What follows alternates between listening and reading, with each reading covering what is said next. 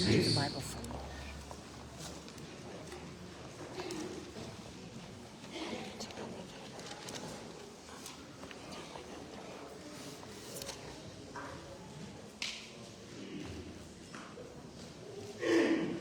Isaías capítulo 6.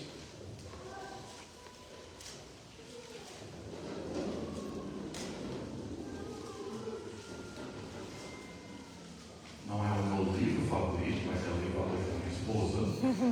Mas é um dos capítulos favoritos. Eu gosto muito de Isaías capítulo 6. Tem tantas verdades aqui que nós podemos encontrar. E hoje à noite nós vamos ver qual delas nós vamos olhar. Isaías capítulo 6, olhando para a começar no versículo 7. Isaías 6, versículo 7. E uma brasa tocou a minha boca e disse: Eis que isto tocou os teus lábios, e a tua iniquidade foi tirada, expiado o teu pecado. Depois disso, ouvi a voz do Senhor que dizia: A quem enviarei? E a quem há de ir por nós? Então disse eu: Eis-me aqui, envia-me a mim. Então disse ele: Vai e dize a este povo: Ouvis de fato e não entendeis, e vedes em verdade, mas não percebeis. Ignora o coração deste povo e farás-lhe pesados os ouvidos e fechar-lhes os olhos, para que eles não vejam com os seus olhos e não ouçam com os seus ouvidos, nem entendem com o seu coração, nem se converta e seja sarado. Então disse eu: Até quando, Senhor? Respondeu: Até que sejam desoladas as cidades e fiquem sem habitantes, as casas sem moradores, e a terra seja de todo assolado. O Senhor afaste deles os homens, e no meio da terra seja grande o desamparo. Oremos. Deus nosso Pai, agradecemos pela sua palavra. Agradecemos que nós temos ela tão livre acesso no nosso dia.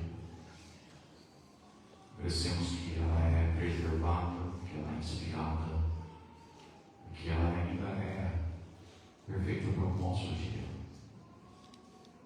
Que nós possamos atentar e entender as verdades e quando colocamos em prática, sempre dão bem para as nossas vidas. Deus, pedimos que você possa guiar os meus pensamentos, as minhas palavras, que possam ser exatamente o que o Senhor quer que elas sejam, que possamos ver o que o Senhor quer de nós. Os pedimos e agradecemos em nome de Jesus Cristo. Amém. Nós aqui celebrando 40 anos na missão, honrando 3 pessoas que têm servido fielmente. Para começar, pensei e ia realmente fazer o nosso foco aqui na segunda parte do estudo. Nós vemos no versículo 8 Isaías se entregando para o trabalho, e ao decorrer ali do restante do capítulo nós vemos Deus falando para Isaías que você vai pregar a palavra e ninguém vai te ouvir. E vemos Isaías perguntando: até quando? Ia pregar sobre a fidelidade, né? É claro, nós todos queremos fruto, nós todos queremos almas salvas, nós todos queremos crescimento das nossas igrejas, nós todos devemos querer avivamento. E Isaías com certeza também queria essas mesmas coisas. Mas Deus vem para ele e fala: eu quero que você faça um trabalho que vai ter fruto nenhum.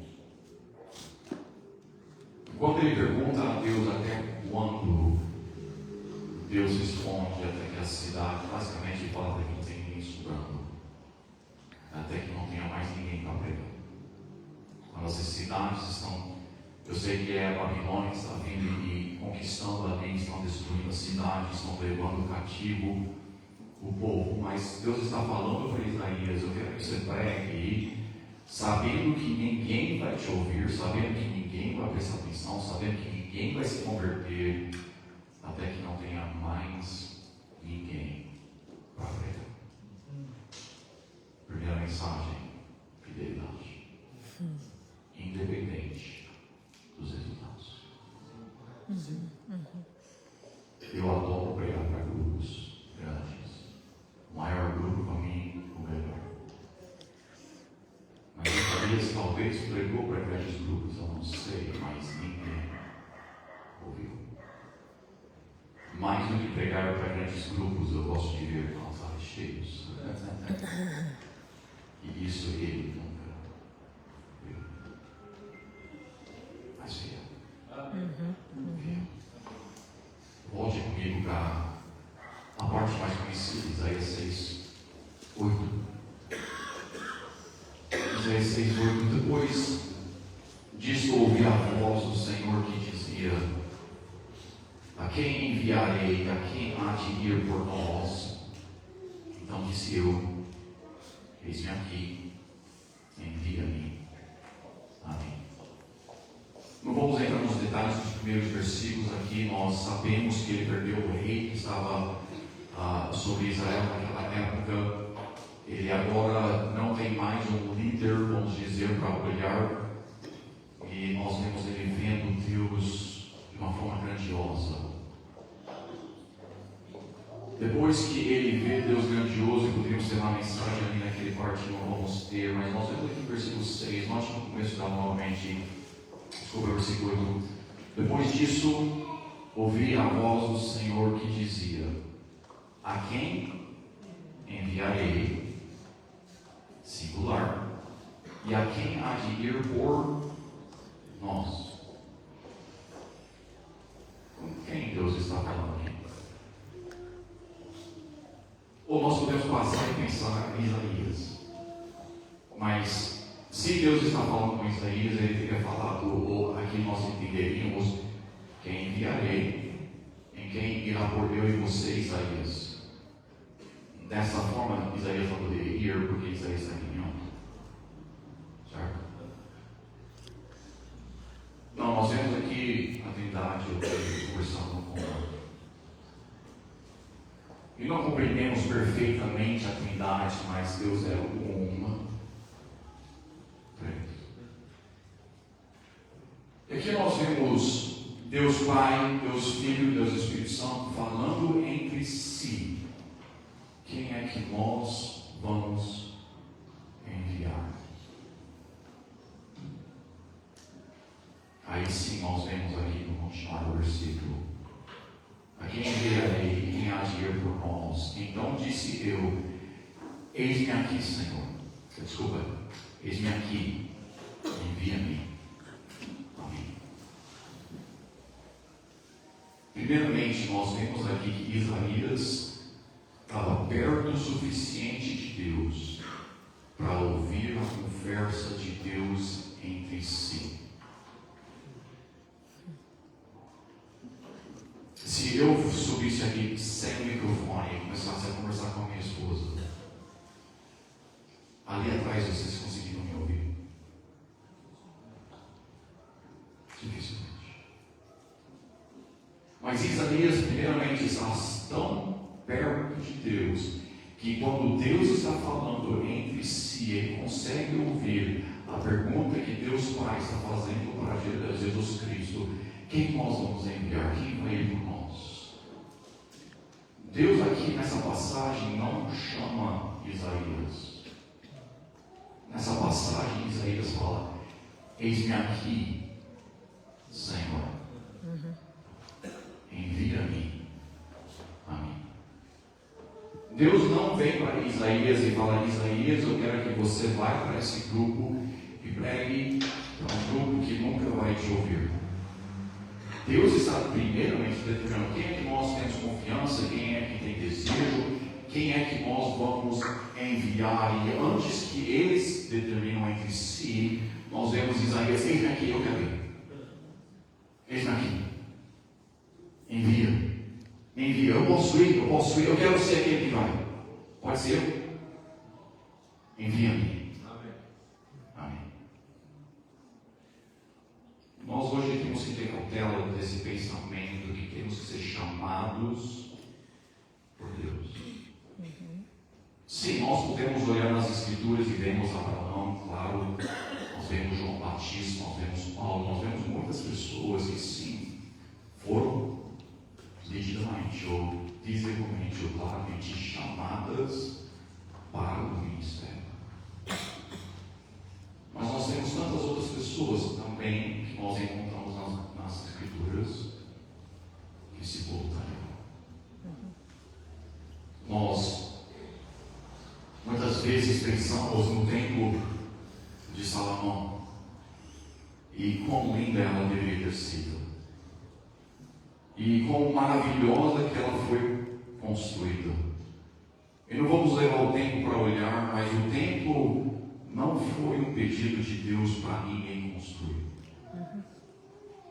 Davi determinou que ele queria construir o templo e pediu para o profeta naquela época que se ele podia. E Deus para Davi falou: não, eu não quero que você constrói o templo para mim, mas eu permito que o seu filho construa se quiser.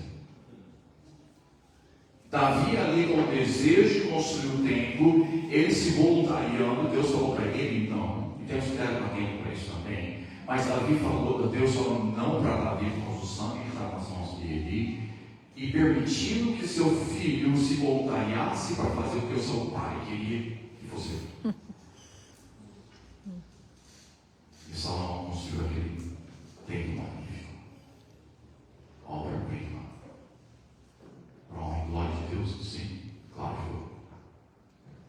Mas não foi a pedido de Deus, foi voluntariado. Agora, quando eles voluntariaram, aí Deus entrou e falou: eu quero dessa forma, dessa forma, dessa forma. Você está voluntariando? Perfeito, eu aceito, agora faça assim, assim, assim, assim. Deus tem um plano para cada um de nós, mas Deus também permite que nós nos entregamos. Graças a Deus pelos que foram chamados, graças a Deus, Deus me chamou com 9 anos de idade. Mas graças a Deus por aqueles que também têm, como Isaías: eis-me aqui, Senhor. Eis-me aqui, Senhor. Envia-me. Amém. Agora, pela passagem ali, dá para entender talvez que ele ficou meio. Talvez eu não devia entender isso. Como isso? Mas eis-me aqui. Amém. Vem comigo. 1 Samuel capítulo 1. 1 Samuel capítulo 1.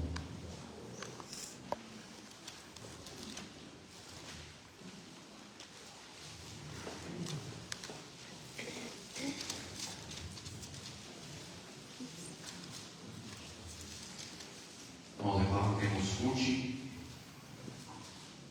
sua sogra a pedindo para voltar para sua própria terra, que a Ruth falando: não, eu vou seguir o seu Deus. É claro, ela, a linhagem do rei Davi, que também era a linhagem de Jesus Cristo. Samuel capítulo 1, 1 Samuel capítulo 1, olhando aqui no versículo 10 e 11. Ela, pois, com amargura de alma, orou ao Senhor e chorou abundantemente, e fez um voto dizendo: Senhor dos exércitos, se benignamente atentardes para a aflição da tua serva, e de mim te lembrardes, e da tua serva não te esquecerdes, mas da tua serva teres um filho homem, ao Senhor o darei todos os dias da sua vida, e sobre a sua cabeça não passará navalha. Note também comigo, mesmo capítulo, aqui no versículo 20. Versículo 20. E sucedeu que, passando algum tempo, Ana concebeu e deu à luz a um filho, que chamou seu nome Samuel, porque disse a ela: o tenho pedido ao Senhor. Samuel não foi nem realmente chamado por Deus e Samuel nem se voluntariou. Samuel foi orado pela sua mãe e entregue no ministério.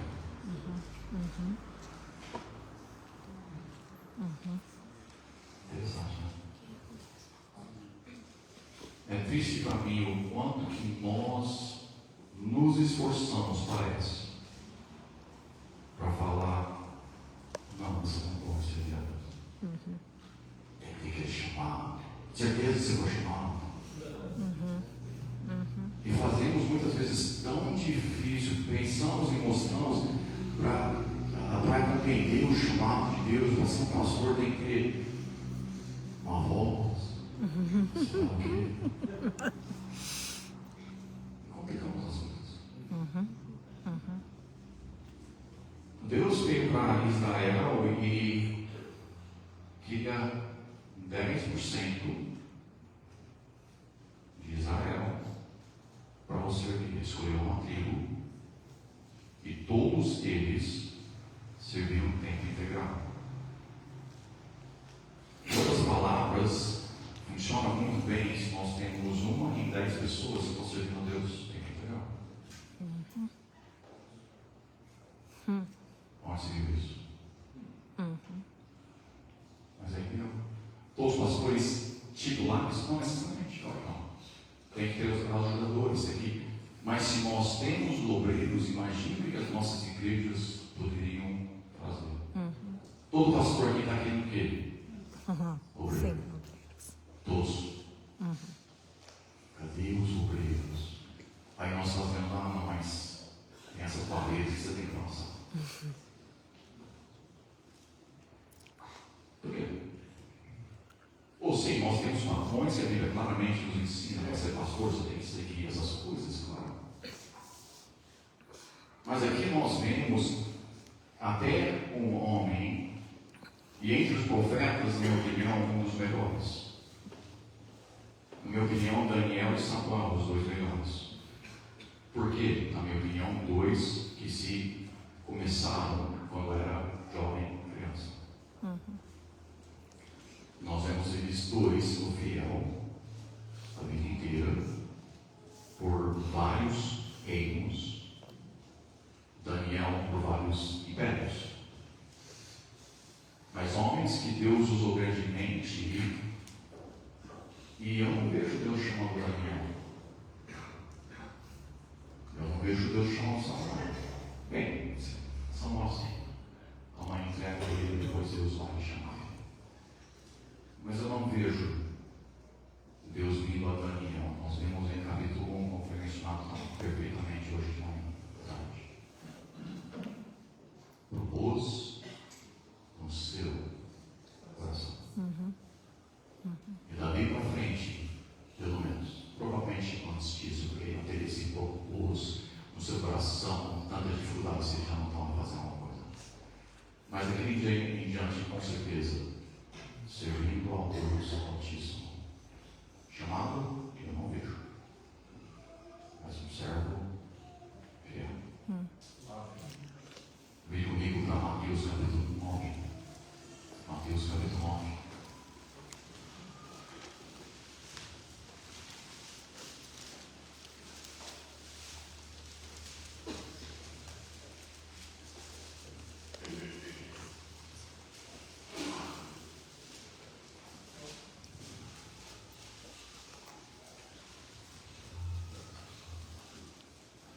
Mateus 9, começando no versículo 35.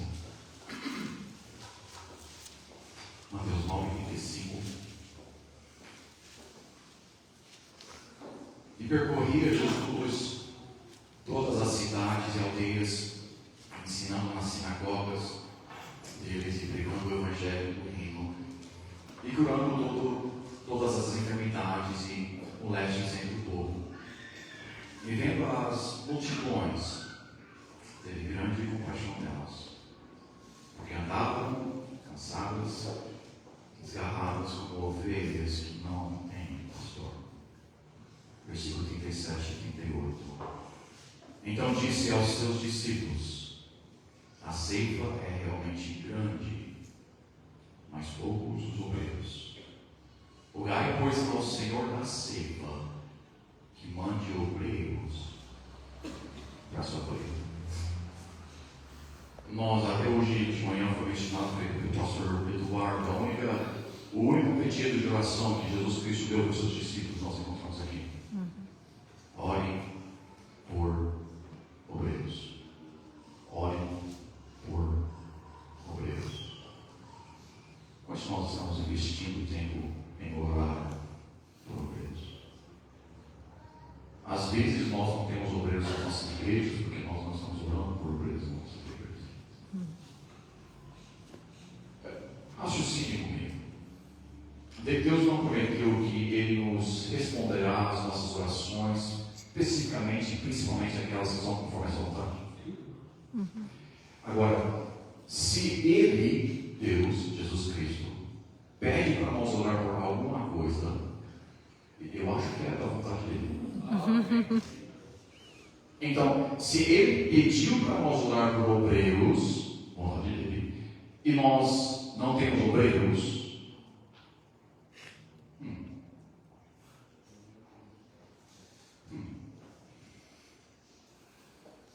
mas essa também é outra mensagem. Aqui nós vemos Jesus Cristo: orai por obreiros.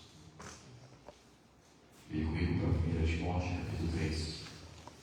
1 Timóteo, capítulo 3.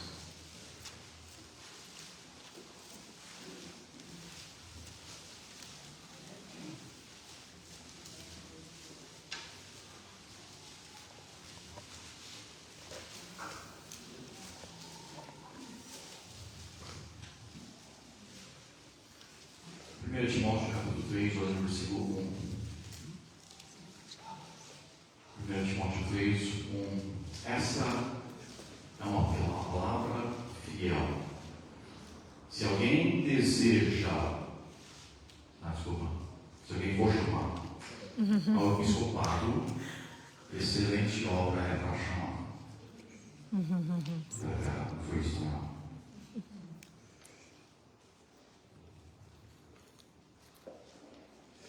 Eu lembro, um dia meu carro quebrou. Adoro carro quebrado. Era no domingo de manhã, estava a caminho da igreja quando quebrou e graças a Deus logo passou um membro da igreja e ele pegou e levou para a igreja. A gente usou o carro depois, mas fomos para a igreja e na viagem para a igreja ele começou a me contar e falou que o seu filho tinha acabado de receber o chamado de Deus para ser missionário para a Argentina. E eu estava prestes a regozijar com ele. Eu pensei, quando saiu essas palavras da sua boca, mas isso nunca vai acontecer. Mas isso nunca vai acontecer.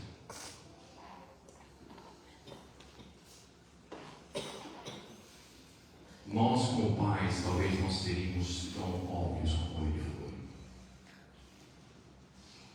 Mas muitas vezes a forma que nós criamos os nossos filhos é como se também. Servir a Deus de jeito nenhum. E nós perguntamos, por que isso não é bom?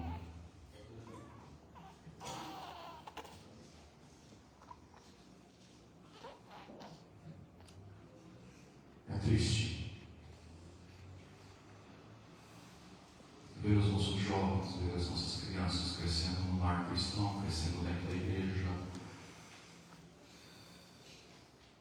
E quando eles viram adultos, eles saem muitas vezes para não capotar. E nem sempre, obviamente, eles têm o seu próprio tem o direito de pensar o que eles querem. Eles obviamente têm livre-arbítrio, tanto para a salvação como a vida que eles vão viver.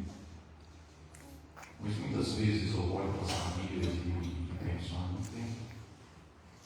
Eu tenho. Eles nunca diriam, nunca, e ele vai servir a Deus. Mas as suas prioridades eram claras, que não era Deus. As suas prioridades eram claras, que o dinheiro valia muito mais do que o rendimento para o trabalho celestial.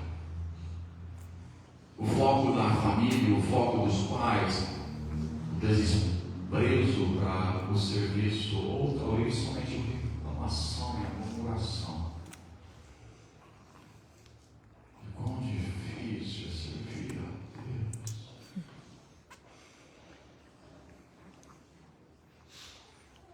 Se você só ouvisse isso, o que você quer fazer? Graças a Deus, meus pais não reclamavam do ministério.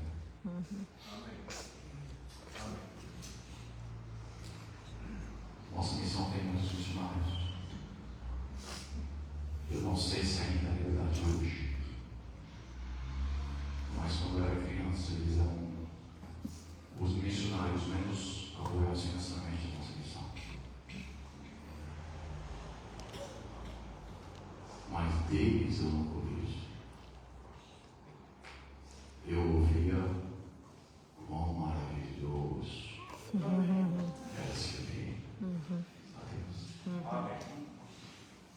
Ou eu sei, um mês eles tiveram que só podiam comer arroz e aveia.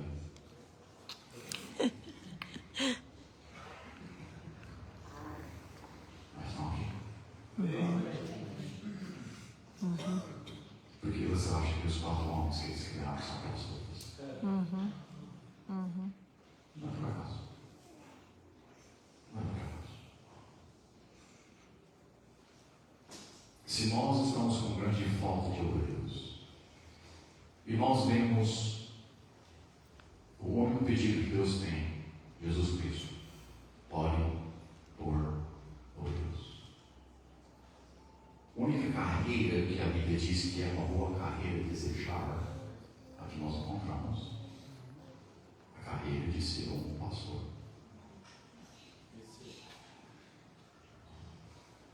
Se Jesus Cristo foi um missionário, saiu da sua terra para vir para a nossa terra, para que nós pudéssemos ser salvos, você não acha que missões, você não acha que é claro que missões, pastorado, é algo perto do coração de Deus? Qual é a grande comissão? Ir por todo o mundo. Pregarem o Evangelho a toda criatura. A grande comissão. Missões. Quando pedir de oração, obreiros.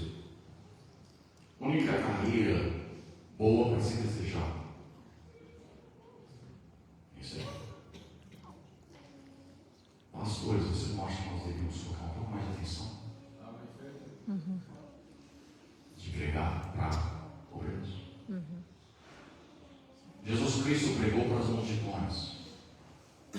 Jesus Cristo curou, Jesus Cristo salvou, Jesus Cristo fez milagres, mas o tempo que ele teve aqui na terra, aqueles 3 anos e meio do seu ministério, o que nós vemos mais do que qualquer outra coisa? Investindo nos obreiros futuros, nos seus discípulos. Ele pegou multidões, que depois do tempo tudo deixaram. Mas Jesus Cristo, com o ministério perfeito para trazer a salvação para nós, o foco dele, nós vemos sim ele evangelizando, nós vemos sim ele trazendo pessoas individuais a ele. Nós vemos ele conversando com Nicodemos, nós vemos ele conversando com a mulher samaritana, nós vemos sim individuais, mas o foco do tempo de Jesus Cristo aqui na terra foi investindo nos próximos obreiros da nossa geração. Pastores, quando foi a última vez que nós pegamos uma mensagem para eis-me aqui, Senhor? Porque será que nós não temos mais obreiros? Quando foi a última vez que nós investimos no templo em oração? Deus envia mais obreiros. Para mim, é claro que nós não temos mais obreiros. Vocês que não são pastores, Sabia que você não precisa de um chamado? Sabia que se você vier para o seu pastor e se oferecer a fazer uma coisa na igreja, provavelmente, depois que ele se levantar do desmaio,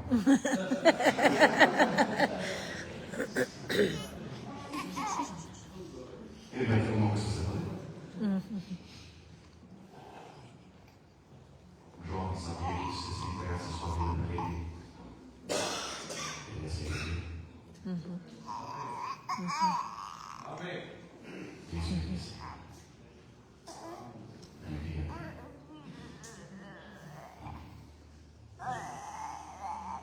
Servir a Deus é a melhor coisa.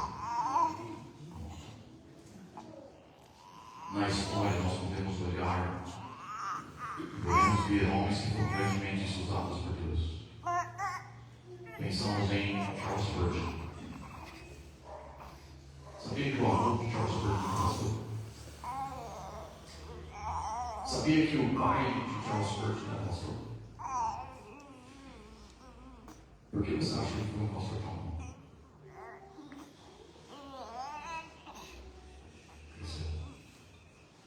Porque eu acho que a Samuel foi profetização. Um verso de alguém que queria que eles fizessem alguma coisa para Deus. Eu queria mencionar outros homens que nós conhecemos. Pais.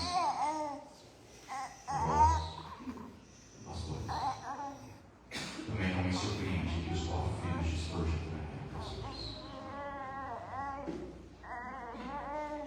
Mas parece para mim que muitas vezes nós fazemos de tudo.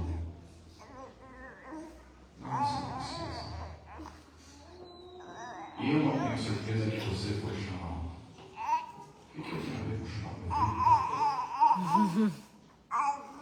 E eu era humano, primeiramente. Desde antes que eles nasceram, estava orando por pastores. E graças a Deus eu penso com vocês. Eu não tenho vergonha nenhuma que desde que nasceu, eu orava. Deus usa os meus filhos. Tentam integrar. Daí você viu o Virgínio aqui. O Jeff está levantando um apoio financeiro para usar. Funciona. Meu outro filho está trabalhando nas escolas públicas, levando o projeto para eles. Todos tentam integrar.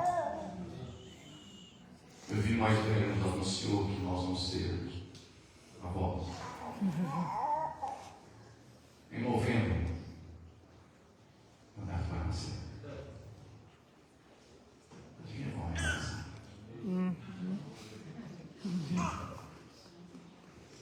Ou nem nasceu, parece.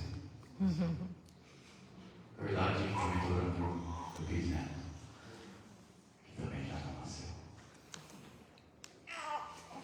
Porque eu quero. Deus use a minha família. Se Deus nos honrar.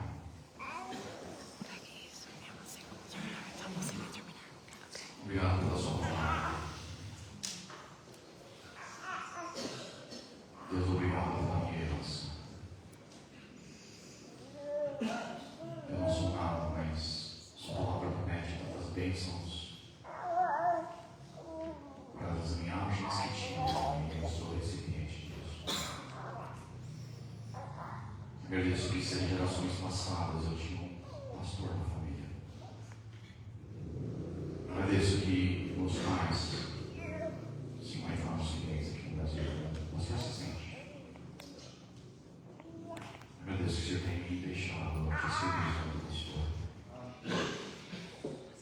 Agradeço que os meus filhos também estão te servindo o tempo integral. E eu assim te peço que meu neto também possa crescer a ser ou um pastor, um missionário, se for uma moça que esteja casada com um pastor missionário. Deus, eu não sei as vidas que são representadas aqui na frente.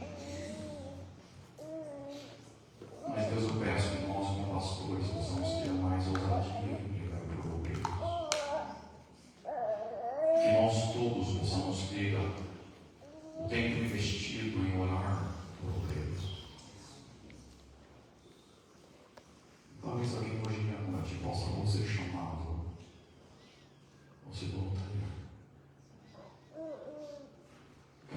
possamos ter